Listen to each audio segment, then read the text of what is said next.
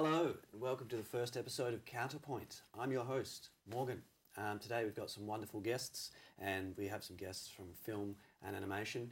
It's a show where we take two people with opposing opinions and we make them have a civil argument to try and convince the other one whose opinion is better.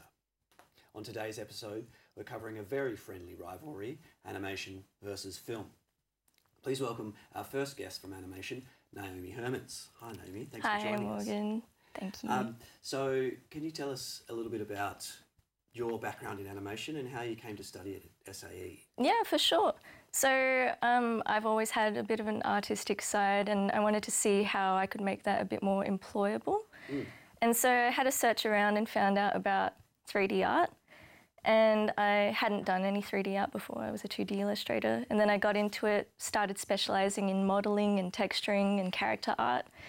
And then, yeah, it can really feed into the industry of like games and film. So that's how I got around to it. Fantastic. And I'm so sorry about this, but I've jumped ahead of questionings. We're supposed to get to know you a little bit, and you've just got a new puppy. So yes! You've got a new puppy. What sort of dog have you got? We've got a cavoodle. Her name is Pixel. A cavoodle? She's 12 weeks old. Okay. She's tiny, but she grows so fast. Oh my God. Did you get her from a shelter or from a... Oh, we adopted her from a breeder. Okay. Yeah. Cool. What is a cavoodle? What's the combination there? It's part King Charles Cavalier Spaniel. Yeah. And part poodle. Yeah. Okay, cool. And the poodle part of it is because they don't lose hair? They're hypoallergenic? Yeah, they're hypoallergenic. My dad's allergic to dogs, so okay. Yeah, we really needed a breed that is hypo. Beautiful. Yeah. Okay. Sorry about the jump around in there. We just needed to. We need to hear about dogs here. That's fine. So. Yeah, dogs are great. So back into your role in animation. Did you specialise when you were at SAE in terms of a certain thing? What was that? Yeah, I specialised in 3D character art. So there's lots of different specialties in animation. There's animation itself. That's a whole career path. There's texturing by itself. That's like texturing props or environments or characters. You can really break down your specialties. There's people that just focus on hair.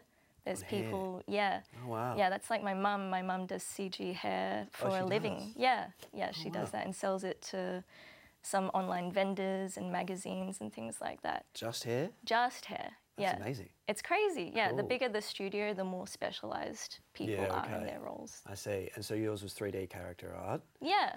And so you put that into probably one of the coolest animation projects I've seen, because I saw this at Showcase last trimester. Were you the project lead on this project called Kukunoshi? Yes, I was. I was co-directing myself with Mia, and we directed a team of like 15 people to crank out this 3-minute animation in 6 months. And yeah, it was intense, super intense. This is all the way from... As director and also probably lead 3D character artist, yes. What was your roles and responsibilities in terms of bringing this to life? Yeah, so it was producing in terms of narrative elements, making sure that everybody's on schedule, making sure the Gantt chart is being followed. So that was more the directing and producing side. Just gathering networks and everything like that, putting our film out there. And as well as doing the actual grunt work of creating the technical aspects of the character, so making it viable for actually being animated. There's a certain way that you have to model things to make them able to move and make it move organically without glitching out. I see. And like doing the whole texture pass and everything. I was working together with one of my character team, Quan Tran, and it was great. We were working in tandem to get these. We had 3 different characters that we needed for the show. Yeah, one of the things that I saw about it was the movements seemed very natural and organic, as you mentioned. Did you have models for those? Did you have real people that you modelled them off, or how did you go about getting those movements so organic? Yeah, so the biggest, most important thing about animation is gathering reference. And so we had a phase where we had to film real life people to shot by shot of our animatic that we'd sketched out as a storyboard and just play blasted it as a video to get the timing right. And then we'd film real people just kind of loosely portraying the movements and actions that we want the characters to have. And then in studio, the animator will take the model that has the rig on it and basically keyframe each of those movements. And then their job is to like make it look realistic and spline the movements in between. There's a whole process. There's so much involved in it. Oh my gosh, yeah. Had no idea about that. So now that you've created that big final project and hopefully have been doing some things with it, do you have some ideas of what you'll be doing in the future? Of what are your goals in terms of animation? Yeah, so I do want to continue with character artistry. At the moment, as a graduate, I feel objectively looking at my portfolio, I'm not quite ready for a junior entry position. And I say that honestly because it is extremely competitive out there and there are so many talented artists out there. But it's important to not lose sight of where your goals are, and I'm very, very driven and passionate about what I want to do. And so I'm always talking to my old mentor, Tim, and talking to industry professionals like Adam Fisher, who also works in Perth. He works for EA Games. He works on Fortnite as a character artist. Yeah. And I'm just like constantly building my network, getting back feedback and just building up my portfolio until I'm able to be hired as a character artist. Of course, yeah, cool. Oh, that sounds so cool in terms of future prospects. Apologies again, we're going to jumping around a little bit in That's here, fine, just in terms don't of worry. interview topics. Can you give us a bit of a summary of what Kukunochi is about in terms of the plot, Sure. storyline? Yeah, so Kukunochi, it's a coming-of-age story, basically. It's a children's story that kind of teaches about humility. So the plot goes that we're following two children in the Edo period of Japan. They live in a rural area and they're fighting in a dojo. And basically the young girl, Katsumi, she's a little bit of a kick-ass, badass, but she's also super arrogant. Somebody or something might need to teach her a lesson or two about life. And so she's just beating down on her rival, Yamato, who's just a sweet boy that's just there to learn, basically. And he takes it well. He takes it like a champ. But eventually they run into an altercation with an angered forest spirit. It gets angered because of Katsumi, the girl's just rudeness, basically, and arrogance. And the spirit kind of teaches her that you have to be polite and you have to be kind to nature and those around you. That's such a great storyline. Yeah, such a great influence in terms of all the stuff that's come together.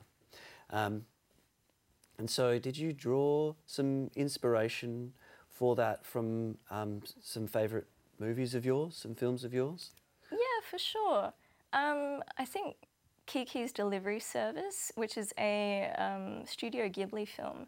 That film is really good for coming-of-age stories, and it kind of has a similar character arc with the main character, Kiki, striking out on her own and really learning a lot about the world and learning humility as well. That sounds good. What a great influence to have. Thank you so much for that overview, although a little bit deconstructed about your background in animation. Yeah, absolutely. Really appreciate it. Now we're going to take a short break and go to a music clip from the very talented What For?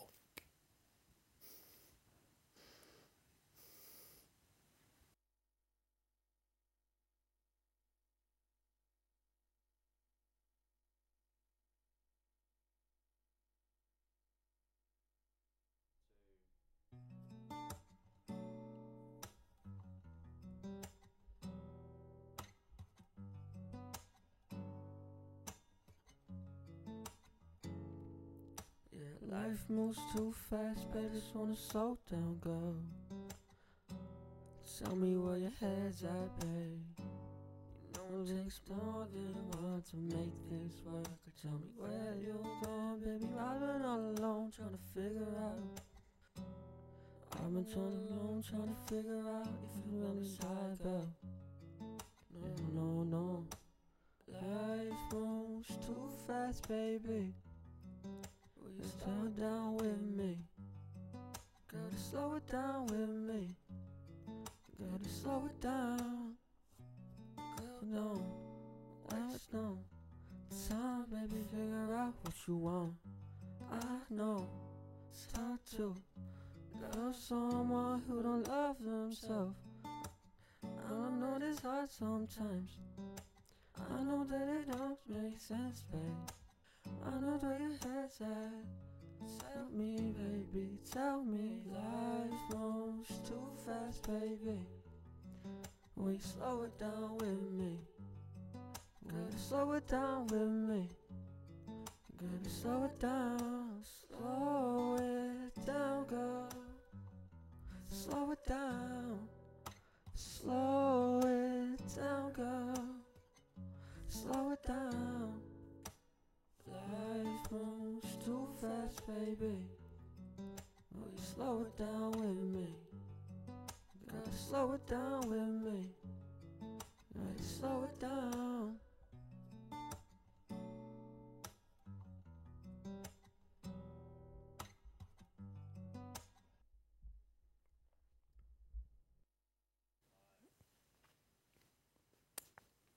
Hi there, and welcome back. Now we're going to listen to the Counterpoint from film.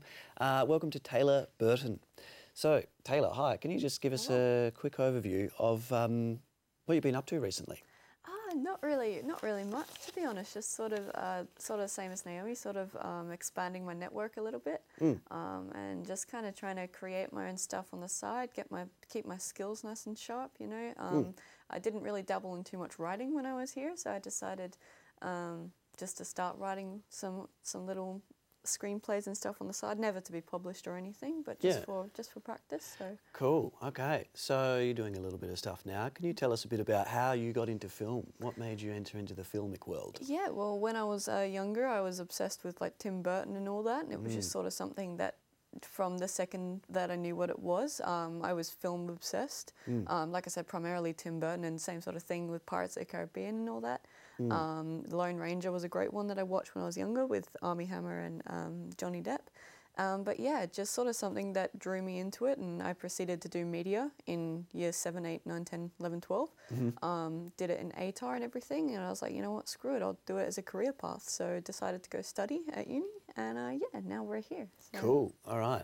And you were recently a part of quite a large project, one of the biggest capstone projects I've seen in terms of length, but also scope, scale and ambition, which is quite cool. The film is called Nothing Special. Can you tell us a little bit about that? Yeah, so essentially just a small town boy. His father uses superpowers on construction sites and everything like that, but unfortunately small town boy Jack has never gotten his superpowers. And one day when he does get his superpowers finally, he decides, heck, I'm just going to apply to super school. And it sort of ensues from then on. Super Guy and Jim have to fight for the rights over Jack. So it was a very investing experience, to say the least. Yeah, okay. And what was your role on that? What did you do? I was producer. Producer, okay. And so how did you get into, well, how did you find being a producer? Was it a lot of work, a little work, just right, or?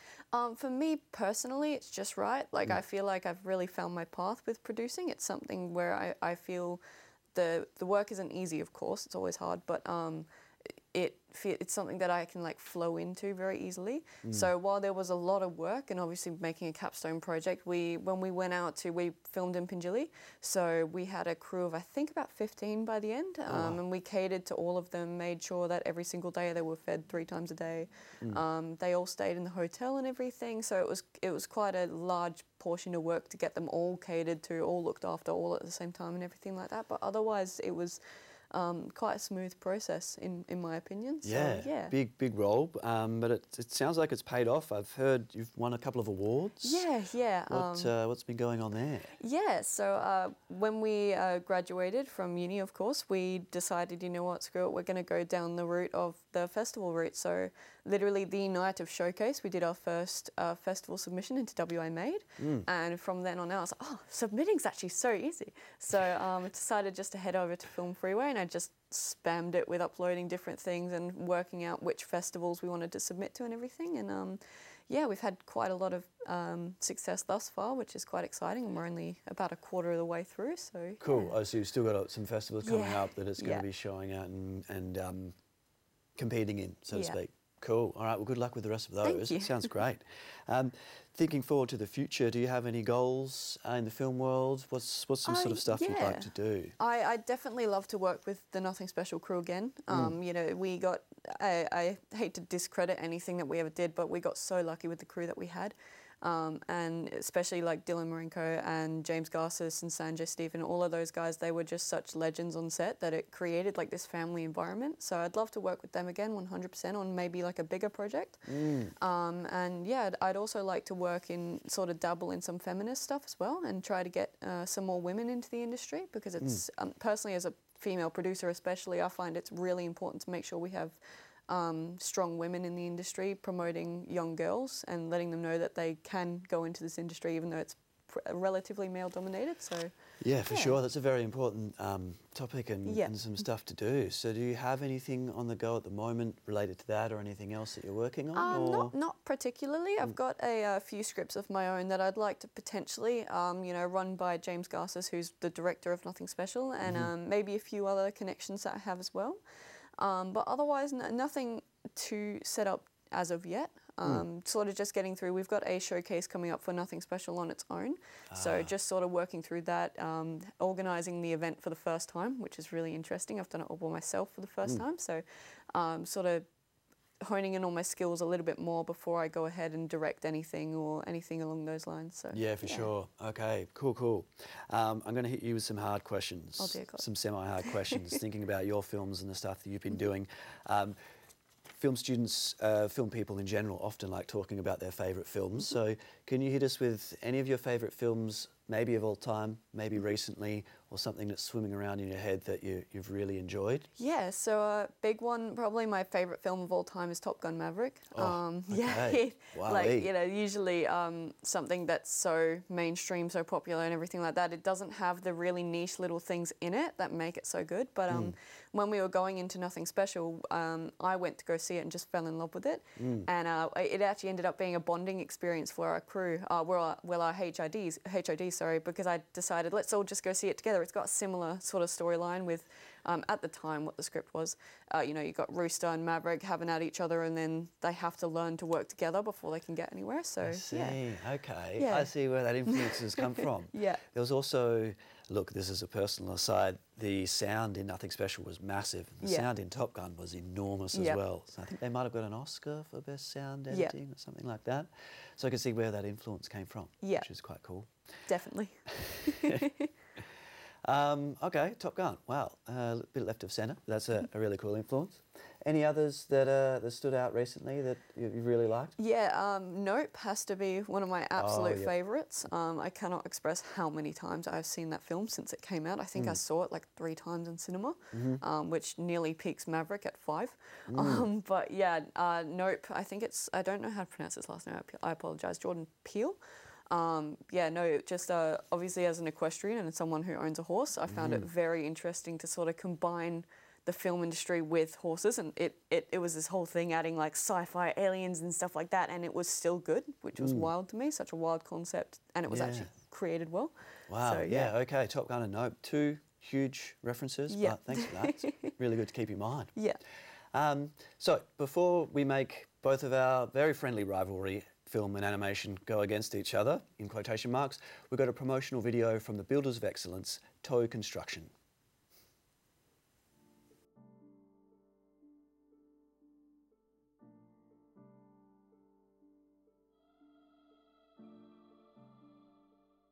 Builder of excellence means to satisfy clients, build to require regulation, build to minimize defects, and meet practical completion dates. What sets me apart from other companies is that I'm both a registered architect and registered builder.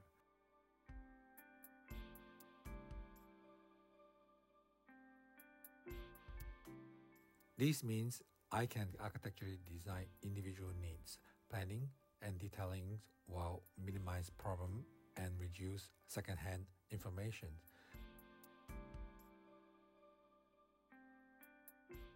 Due to this, client can save time and money.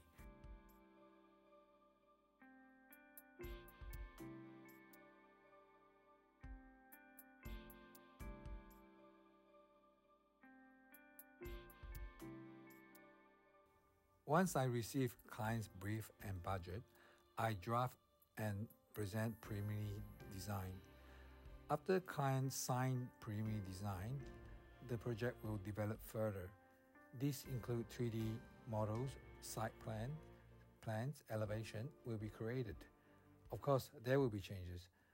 But once it's finalized by client, we can submit to council for approval.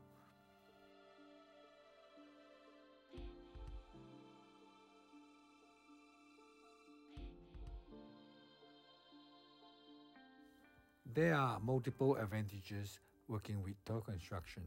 For example, I usually try to design projects in most economical way.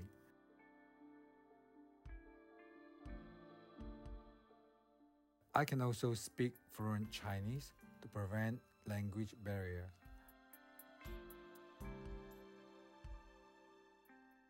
As well, I have my own workshop and machineries, which makes for efficient workflow.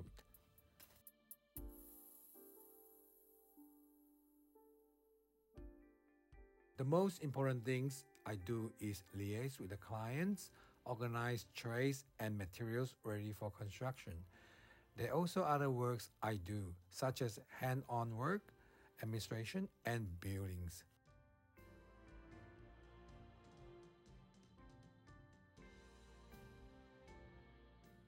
I'm Anderson, the Director of Toll Construction, the Builder of Excellence.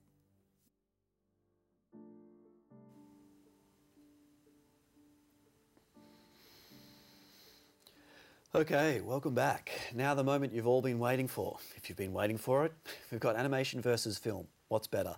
However, I don't think we're going to have a versus. It's more going to be a friendly discussion to draw out some influences, some similarities and some differences, that sort of thing. Naomi, we'll start with you first.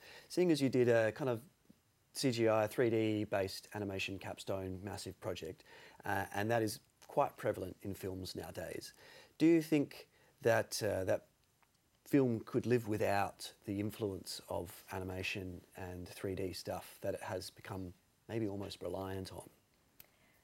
Film can definitely live without animation. It's just more about the efficiency and the goals, basically.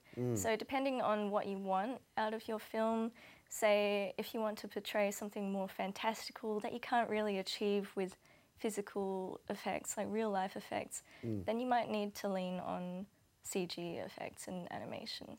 And that's the case with a lot of films these days because it ends up being a little bit more bang for your buck in terms of just production value. So physical production, it might take like insane amounts of time and effort to create a rig to like have on the side of a car or something and getting the licensing for that. But with animation, you can just pop it in midair. You don't have to see the camera. You don't have to like jiggle it around or anything and hook it up with a rig. You can just put it there and go. Yeah, so there's a time and a place for it, Exactly, I guess. yeah. Yeah. Do you have any thoughts on that in terms of animation's influence on film? Yeah, no, 100% correct on that. Like, even for our little short film that we did utilise a lot of practical effects, but those practical effects leaned on CGI. So, like doors flying open and stuff was entirely practical. But for example, there's like a shot where Jack throws something, and that was reliant on being able to take it out in post. Which, like Naomi said, like we can live with practical effects, but there's a point where, like, you know, for example, Avengers Endgame relies so heavily on CGI and creating an entire world. To be honest, you look at the behind the scenes and they're all just acting on green screens. Even, you know, Avatar: The Way of Water. That came out recently. You're seeing nothing practical. Yeah, like, it's an next to interesting nothing. one. Yeah, so it's a balancing act between the practical and the digital.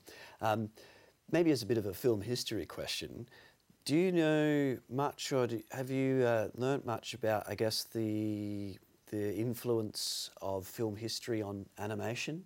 So in terms of shot sizes and storyboarding and that sort of thing, do you think animation benefits from film history that we've had? Yeah, 100%. Unfortunately, I'm not that well advanced in terms of my film history. I think I need to be a little bit better. That's okay. But yeah, 100%. You look at things like like films in history that defined films now, that are still having influence on major films today. For example, like Star Wars in 1977, I don't know. 77? Yeah, there we go, 77. Yeah, you look at, just in terms of influence, not necessarily animation, but generally you can see so much of that influence in so much content nowadays. Even like we're talking about Top Gun earlier, you can see such a massive influence from Star Wars to Top Gun. So I can only imagine that, you know, your beginning era films, the first creation of storyboards helped influence the first episode of, for example, The Simpsons. The Simpsons was like a sitcom sort of thing, but an animation. And I thought that was really fascinating. They were taking almost like a very dark turn on the Brady Bunch, but then turning it into an animation, which was very investing. I think it's a very fun advance on filmmaking. They don't have to get everyone into a studio. They don't have to do like all these obviously in terms of voice acting they do, but you don't have to have everyone there at all one given time. It's much more efficient in a sense. That raises a good point that I might throw to you in terms of you were saying the practical and the digital. Have you, did you have much experience in seeing what the new developments in film are in terms of digital replication on a big LED screen that's created by like a game render engine, Unreal Engine? Did you have a look at any of that sort of stuff? Yeah, so Unreal Engine 5 is a big part of my workflow lately. Oh, it is? Yeah, just because of the lumen system and ray tracing. So that just means that physically based rendering for just light looks a lot more realistic nowadays in game engines like Unreal 5. The technology has just advanced to such an insane rate that it's almost on the level of being able to compete with film animation studios that produce their own specific render engine just for film. But this is a game engine, which is insane. Yeah, some of that technology seems really crazy to me in terms of that. So yeah, in terms of, I guess, the implications of having all those new technologies in film, do you think we're in for a good thing or a bad thing? I think it's a bit combined, if I'm being honest. I mean, they're bringing out, I think, for example, The Mandalorian, I may be wrong, is mostly filmed in one box. And it's got essentially like a background with, like a digital background of like a created set. Yeah, so, rather than it being, you know, one giant set with practical effects and stuff, it's literally like a person standing in front of a screen. So as great as that is for, you know, animators and people who design that stuff, you're also losing a lot of jobs in terms of like prop makers, you know, set designers and stuff like that. They're no longer physically needed on set, which, you know, is really sad in that aspect, but it's really cool that we're heading into an era where you don't have to have multiple days shooting in multiple locations. You can just go, okay, let's switch it to something else now. And boom, you're suddenly in a different place, which is so efficient from a producer's perspective. A big save on money there, but also very disappointing that a lot of the old school, you know, things that we did back then are sort of dying out now. It's a good question. I'll maybe leave as our last question for both of you in brief. Do you think the development of AI tools are going to threaten your creative industries? I'll go first. Yeah. I think that AI can tend to threaten a lot of 2D and photo bashing jobs. So parts of the pipeline that are in the early concept phase where we have concept artists and photo bashers, those are specific roles. But now you can just type in a sentence and produce it in AI. I might have to stop you there, That's sorry. all good. So No, that's don't okay. worry. Taylor, yes or no? Do you think it's going to threaten you? Yeah, not me specifically from a producing perspective, I don't think. I think you can definitely put information into a computer and then it can spit out like a call sheet or something. But I think to a degree as a producer, there still has to be an element of humanity behind it, talking to people and stuff like that. So Yeah, okay. Yeah. Well, thank you so much. We'll have to cut it short there. That's about all we have time for. I'll leave it open to you, the audience. Who do you think won? Whoever is watching, who knows? Thanks for tuning in. I believe next time that we have parents versus kids, which I'm happy I'm not doing.